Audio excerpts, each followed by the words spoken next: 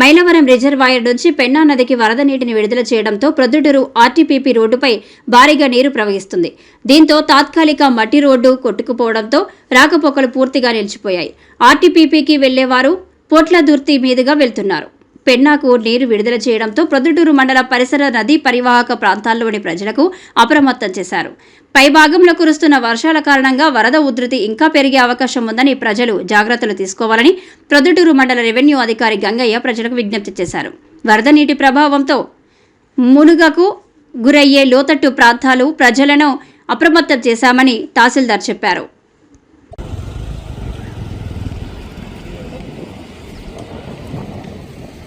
ఆ టైంకి వస్తాం మేడం. సరే.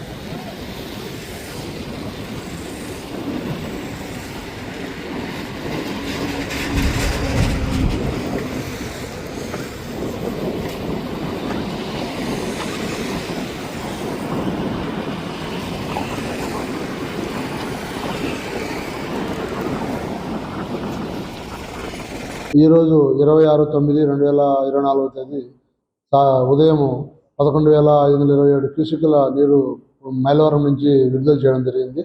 ఈ సమయంలో ఈ సందర్భంగా ప్రజలకు కూడా మేము అలర్ట్ చేసి పోలీసు వారిని, మా గ్రామ రెవెన్యూ సహాయకులను, నెక్స్ట్ గ్రామ పరిపాలన అధికారులను మేము రామేశ్వరము టు ఆర్టీపీపీ రోడ్డు నుంచి ప్రవహిస్తున్నందున కొద్దిగా రోడ్డు కూడా కోతకు గురైంది.